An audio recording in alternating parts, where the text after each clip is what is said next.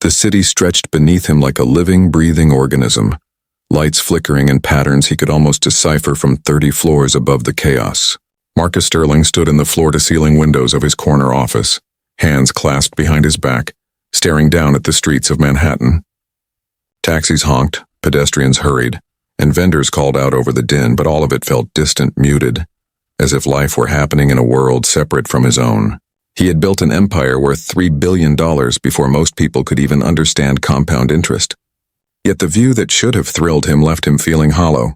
At 30, he had the accolades, the wealth, and the power that others spent their entire lives chasing. Articles called him brilliant, ruthless, unstoppable. Boardrooms trembled at his decisions, and yet here he was, alone, the silence of the office pressing in around him like a heavy cloak. The leather chair behind his enormous mahogany desk remained untouched, as if even its presence offered no comfort. His grandmother's words echoed in his mind. Success without purpose is just expensive loneliness. He had laughed at them once as a boy, imagining that money could fill any void.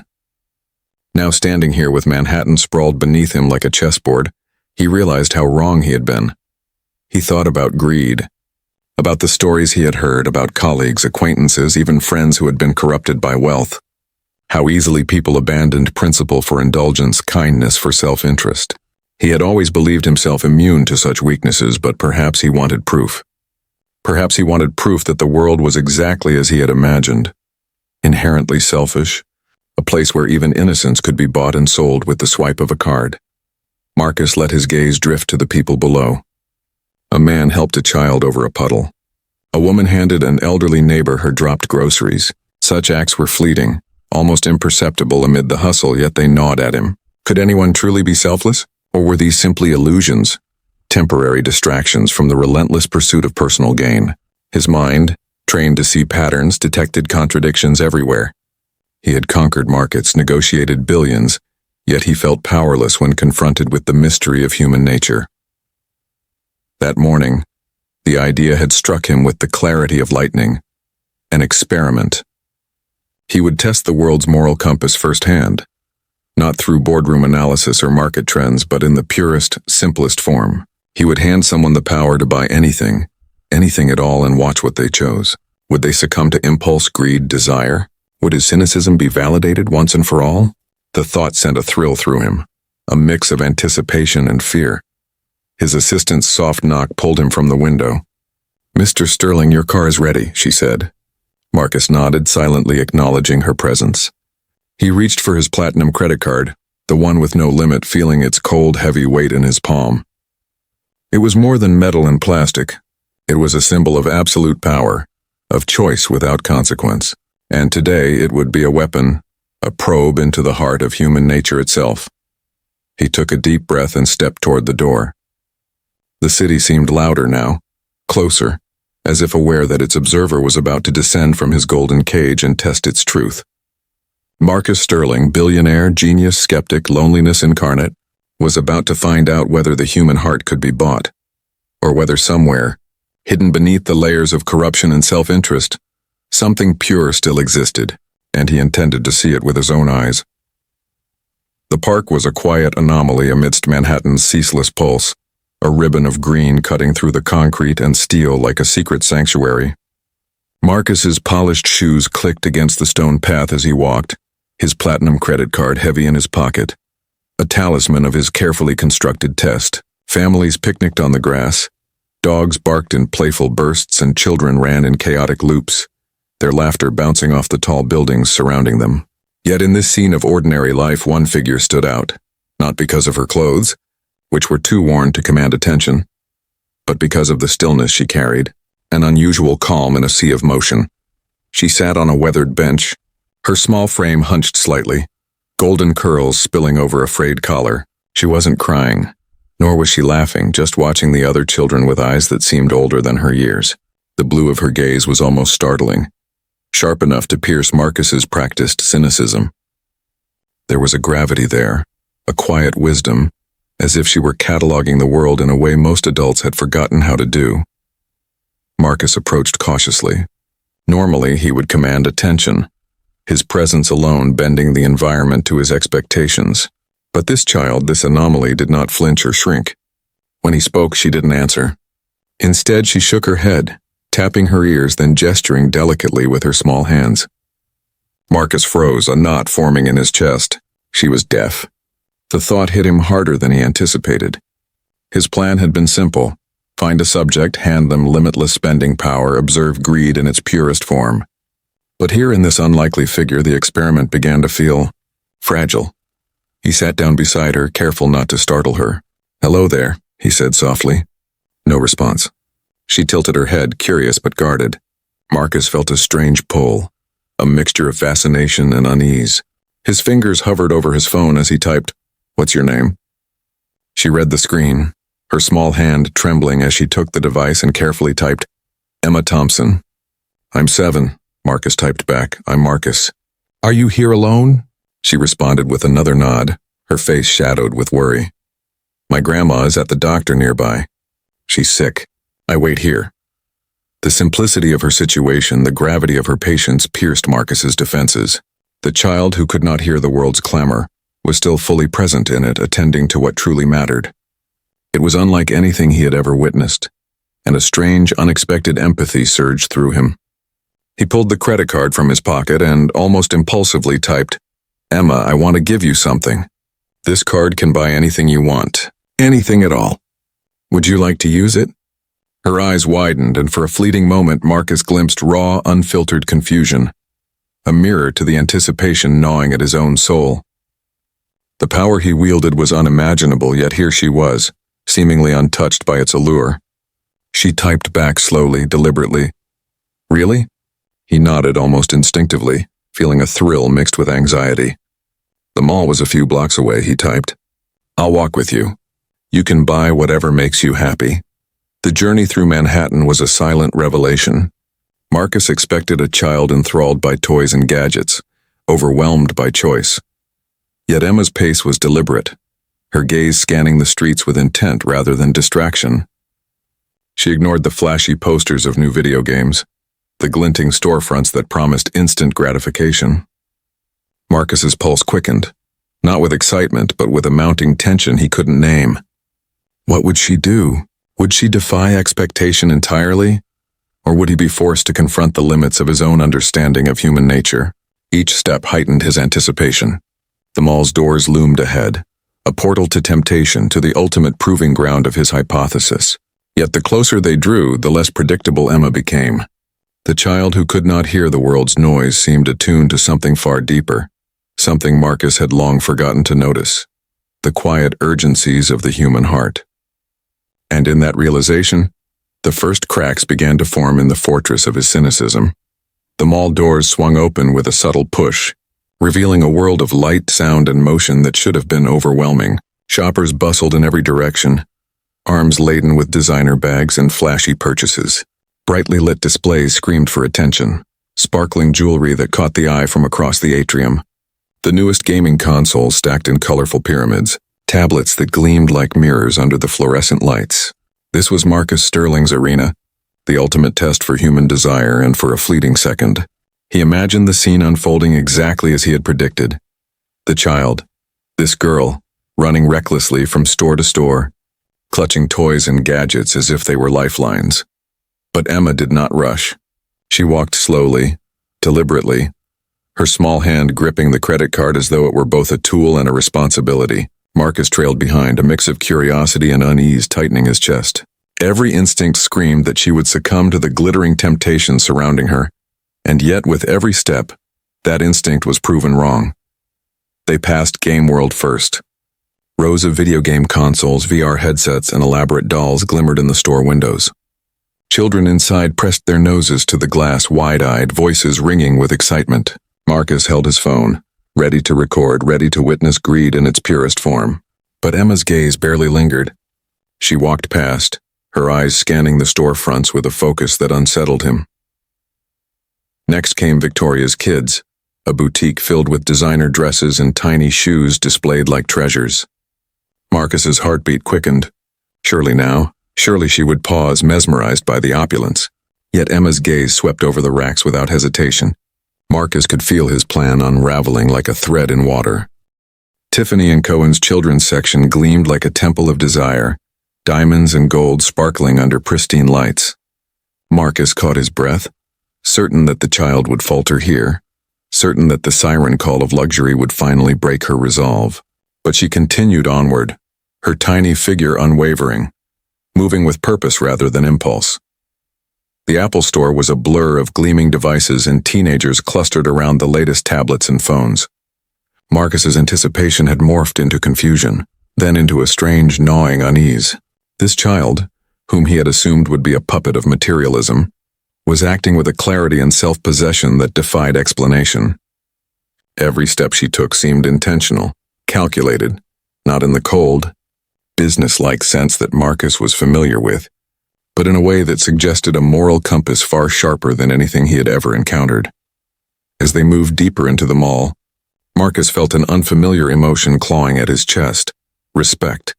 It was not the kind of respect earned through power or wealth, but the kind born from witnessing purity of intent.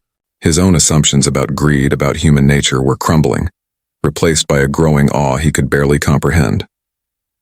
Finally, Emma stopped. Tucked between a trendy coffee shop and a bookstore was a small, unassuming storefront. The sign read Solutions, its display modest. Hearing aids, mobility devices, medical monitors. Items most people would pass without a second glance. She pressed her small hand against the glass, and Marcus felt a jolt he could not explain. He typed on his phone, a tremor in his fingers. "Emma, are you sure? You can have anything in the entire mall." She turned to him, blue eyes meeting his, and nodded solemnly, her tiny hand moving over her heart. Marcus's breath caught. This was not the response of a child seeking indulgence. It was the deliberate act of someone choosing purpose over pleasure, empathy over impulse.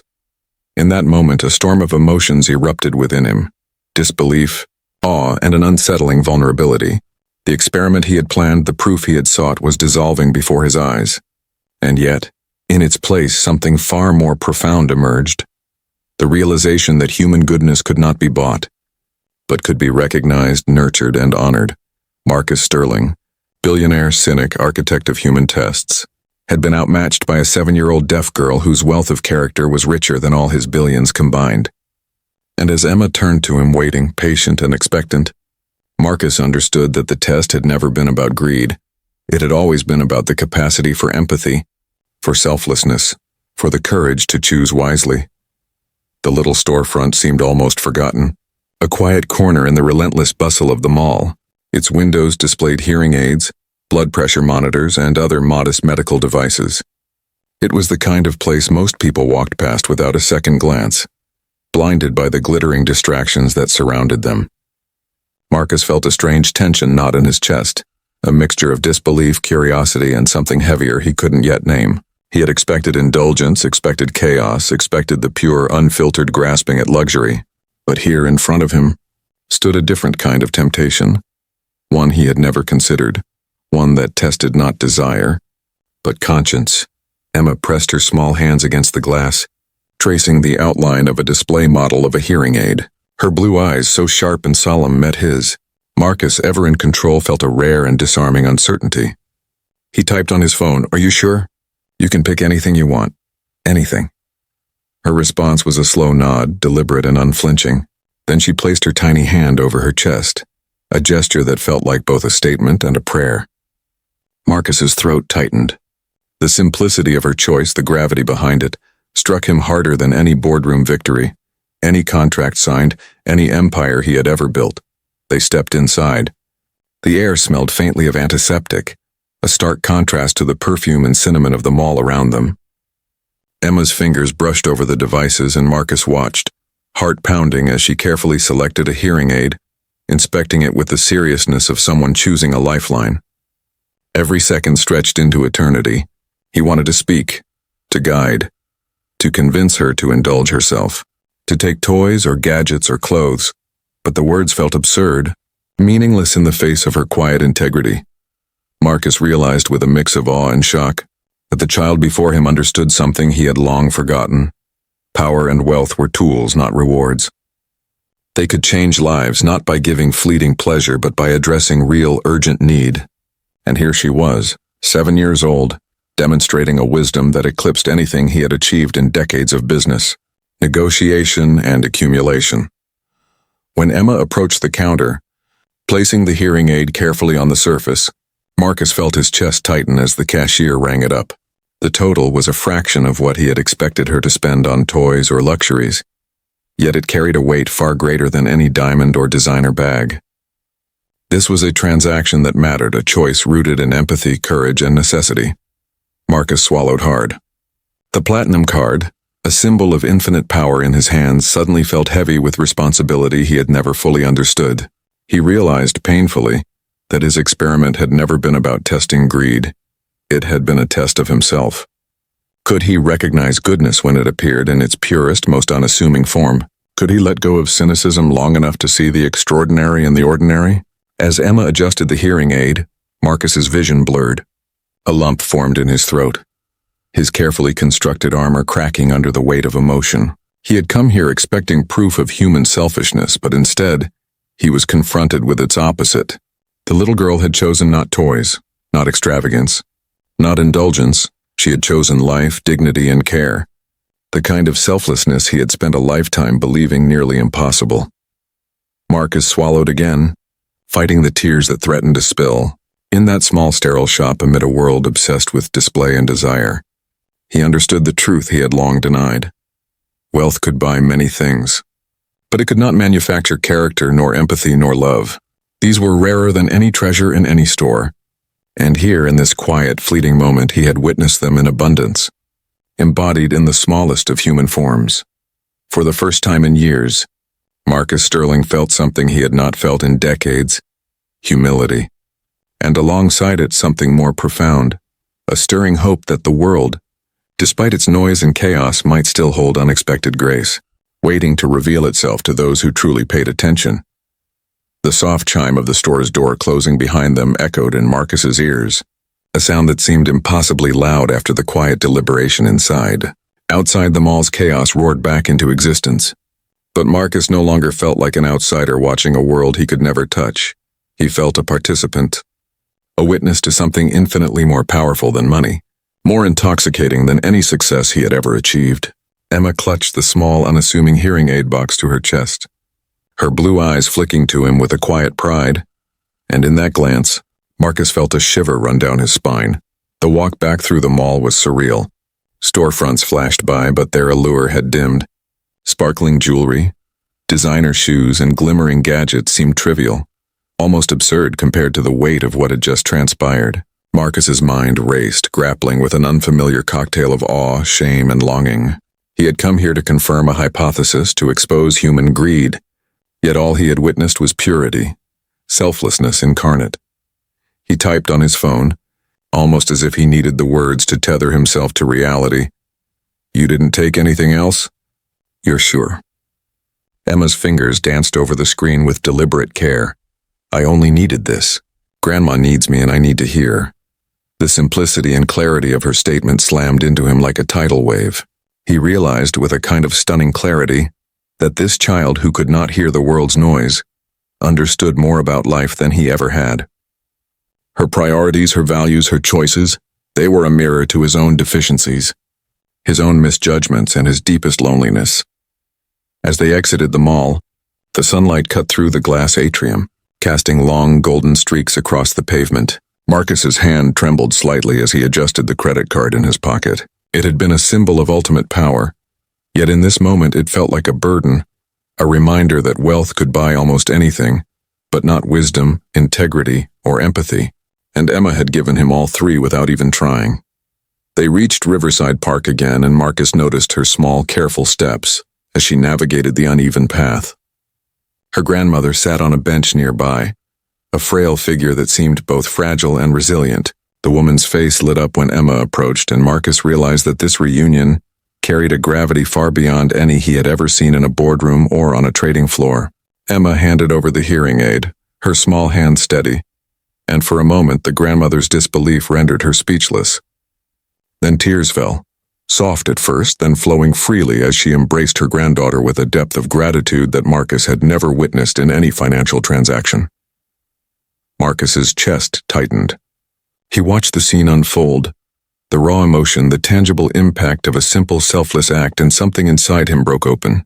He had always believed that money could measure influence, that success was quantified by what one could acquire, accumulate, or control. But here, in the hum of the park, surrounded by people who did not matter and yet mattered more than anyone else in his life, he felt the hollow years of his own pursuits crash down around him. For the first time, Marcus Sterling cried, not out of frustration, not out of greed, not even out of relief, but out of a strange, overwhelming recognition of what truly mattered. A 7-year-old deaf girl had held a mirror to his soul, and in that reflection he saw everything he had missed: compassion, selflessness, humility, and the kind of courage that could not be bought.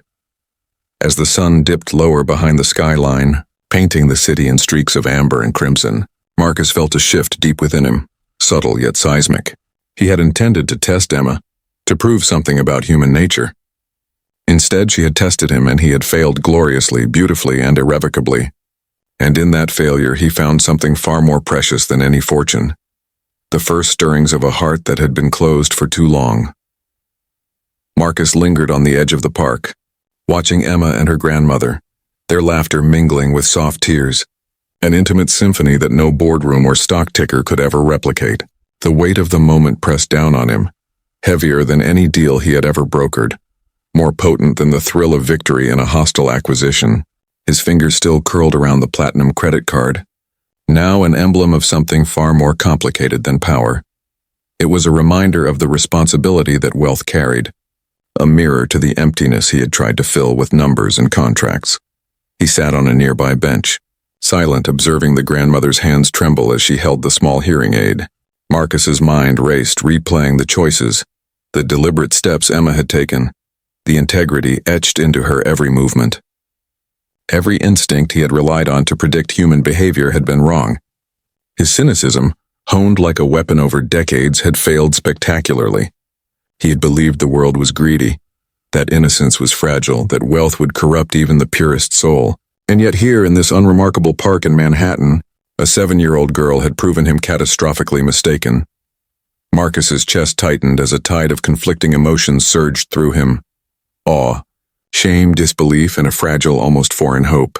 He had spent years building a fortress around himself, a golden cage of control and calculation, thinking it was the only way to survive in a world that rewarded ruthlessness. But now he felt that cage cracking, the walls of isolation splintering, as if the universe itself had decided to force him to see the truth. The truth that generosity, integrity, and empathy were not weaknesses. They were the rarest forms of power. He typed a message on his phone, almost instinctively. "Emma, thank you. You've taught me more than I ever expected."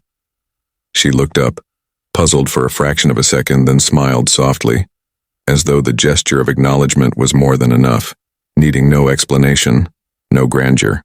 The simplicity of her response, the quiet dignity of her existence reverberated through him. It was humbling, almost unbearable in its intensity. Marcus realized he had been testing the world, but what had really been tested was him. The experiment he had designed to prove human greed had instead exposed his own deficiencies, the arrogance, the detachment, the shallow metrics of success he had clung to for decades.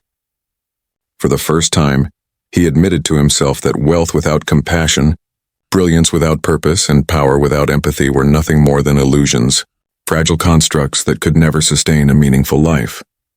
His eyes drifted to Emma's grandmother, who was now guiding the child gently back toward their small apartment across the park. The grandmother's face, lined with worry and fatigue, radiated a kind of resilience and gratitude that Marcus felt unworthy to witness. He followed at a discreet distance, each step heavy with introspection. With every movement, the enormity of the day pressed on him, the innocence of youth, the courage of simplicity, and the overwhelming magnitude of a choice made not for self, but for others. The city roared around him, neon lights flickering as dusk deepened into night. But Marcus felt a profound stillness inside. For the first time, he imagined a life not dictated by ambition alone, but by impact, by meaning, by the quiet acts that ripple through the lives of others in ways that money alone could never measure. The suspense he had felt earlier, the uncertainty of what Emma would choose, was replaced by a reverent stillness, a suspended awe that gripped his soul. Marcus Sterling, Billionaire, master strategist, architect of empires, realized with startling clarity that some lessons could not be taught, only witnessed. Some truths, no matter how long buried, could only emerge when confronted with extraordinary simplicity. Emma, a small deaf girl, had wielded her innocence and integrity like a lens, forcing him to see the emptiness he had been living with, and illuminating a path he had never dared to consider. One guided not by acquisition, but by compassion. And in that revelation, in that quiet, shattering truth, Marcus understood that the final test, the true climax of his experiment, was not for Emma, but for him.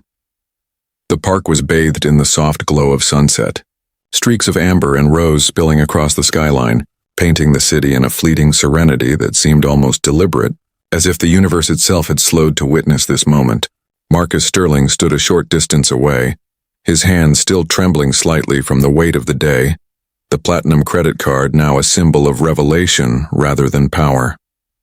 Across the park, Emma knelt beside her grandmother, adjusting the small hearing aid with a precision and care that made Marcus's chest tighten. Each tiny click of the device, each subtle movement of the girl's hands, reverberated through him like a chime, announcing a truth he had spent a lifetime avoiding. He watched the grandmother's reaction, a mixture of shock, relief, and tears that fell freely now, and Marcus felt something inside him shift. His own tears, long held back behind layers of control, pride, and cynicism, surged forward. He could no longer deny the raw, overwhelming truth. The child had not only refused indulgence, she had illuminated the depths of human goodness he had never truly seen. Marcus, who had conquered markets, wielded billions and shaped empires, felt small, humbled, and achingly human. He stepped closer, careful not to intrude, yet compelled to witness the final act of her quiet heroism. Emma looked up, sensing him for the first time, and their eyes met. Her gaze, steady and wise beyond her years, carried no boast, no expectation, only clarity and integrity. Marcus felt his heart shatter and rebuild simultaneously, a mix of awe and remorse so profound it left him breathless. The realization hit him like a physical blow. He had designed this day to prove something about the world, yet it had only revealed the truths he had been too blind or too proud to see in himself. His life, measured in wealth, achievements, and influence, had been hollow. He had sought power over others to mask the emptiness within. But Emma, a 7-year-old deaf girl with no ambition beyond care for her grandmother, had shown him something far greater, that true wealth is measured in compassion, that courage is defined not by what one takes but by what one gives, and that the heart is a currency far more precious than any platinum card could represent. Marcus's knees weakened, and he lowered himself to sit on the edge of the bench. The city's noise now distant, almost irrelevant. He watched Emma rise, taking her grandmother's hand, the tiny hearing aid nestled safely in her palm, and he felt a strange, disarming hope swell within him. The suspense that had defined the day, the uncertainty of her choice, the anxiety over how this small experiment would unfold, was replaced by a profound reverence. The little girl had defied every expectation, every cynical assumption he had clung to, and in doing so, she had shattered the walls around his heart. For a long, suspended moment, Marcus allowed himself to weep openly. Tears streamed down his face, unashamed and raw for the first time in decades. He wept for the years he had spent measuring life in currency and contracts, for the emptiness of victories that had never filled his soul, and for the extraordinary lesson delivered by a child who had known more about humanity than he ever had. When he finally rose, Marcus felt transformed. He approached Emma and her grandmother cautiously, almost reverently, and placed the credit card gently in his pocket. Today it had served its purpose, not as a test of greed but as a mirror, reflecting the extraordinary in the ordinary, the selfless in the simple. "Emma," he said, his voice trembling yet steady, "thank you for teaching me what I needed to see." She smiled softly, a smile untouched by pride, a smile that could not be bought or earned, and in that smile, Marcus understood something profound. The experiment was over, but the lesson would endure for a lifetime. The sun dipped below the skyline, casting the city in twilight. Marcus Sterling, billionaire, cynic, master of empires, had been undone and remade, not by wealth, power, or control, but by the courage, empathy, and wisdom of a 7-year-old deaf girl. And as he watched Emma and her grandmother walk away, He knew finally what it truly meant to be rich. The tears he shed were no longer for himself. They were for a world that could still be good, for lessons learned in unexpected places, and for the quiet, transformative power of human kindness. Proof that the greatest wealth one could ever possess was the capacity to care.